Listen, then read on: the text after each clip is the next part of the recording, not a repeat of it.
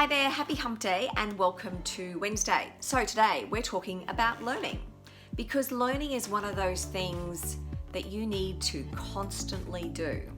We all know that we're living in an ever-changing world, that the pace of that change is getting faster than ever. And to thrive, you need to adapt. And to adapt, you need to be willing to learn new things. Everyone learns differently. But one thing that is common is that your ability to learn, your willingness to learn, is far higher when the learning is relevant to you and when you can have a choice in what you learn and how you learn.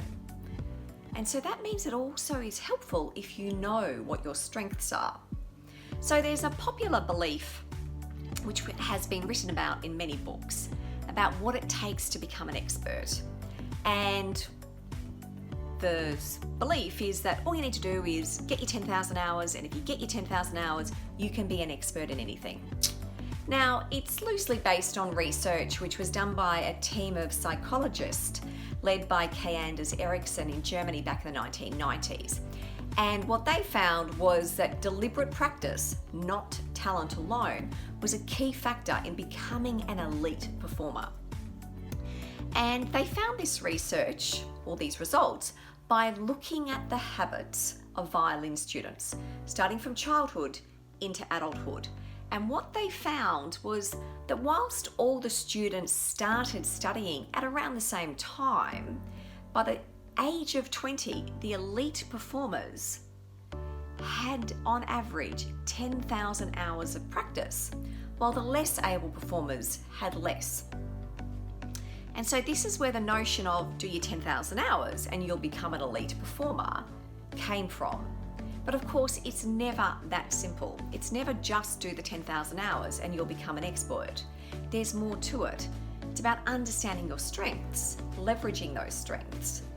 And so further researchers, David Hambrick, Frederick Oswald, and colleagues from a range of US psychology departments did research to dig into this.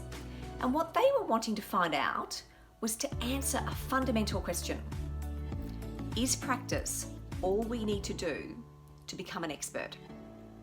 And what they did was they re-looked at the findings from research of music and chess. And their research found that deliberate practice, whilst important, it doesn't explain why some performers became elite and some performers didn't. And for the case of music, what they found was that deliberate practice could explain about 30% of the variation in musical performance.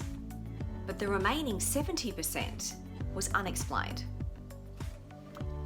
So they concluded that practice explained some, but not all, and not the majority. And it meant that some people who did copious amounts of practice were going to reach that elite performance, while others could do a similar amount of practice and not reach elite performance. They found that other things, such as the age at which a person started learning, their general intelligence, their basic cognitive abilities, and even a person's personality played a part in whether they became an expert or not. So it's really important for all of us to have an accurate assessment of what we're good at, what we're not good at, where our strengths lie, where are the areas that we can improve and hone, and where are the areas that perhaps we should focus our attention elsewhere. Because when we have these insights, we're far better able to make choices that are going to help us move forward and move forward in a way that helps our career and helps our life in general. So I love learning. I think people who know me would attest to that. And I do come from a fundamental belief that no form of learning is wasted. But it is important to target your energy and your time and your resources wisely. So to start, when you're thinking about where to learn and what to do next, ask yourself a couple of questions. Have I got an understanding of my core competencies, my key strengths? Secondly, if I'm leading a team, do I have the same understanding of my team so I can help them in terms of how they want to develop their strengths? And thirdly, do I strategically consider how where I invest my time, energy, and resources so I'm continuing to build on my strengths, challenge myself, and build new capabilities?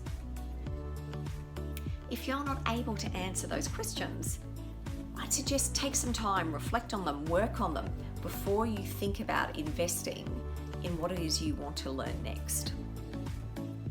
Now, Howard Gardner, who has done amazing work looking at learning and learning styles and different types of intelligences, and he wrote the book Multiple Intelligences, which really plays into the understanding that all of us have intelligence, but we have different types of intelligence, and so it's important to know that intelligence so that we can build on those capabilities. And he said, if you think education is expensive, try estimating the cost of ignorance. So it's your career, it's your life, it's your responsibility to continue to learn. Take care, and I'll see you next week.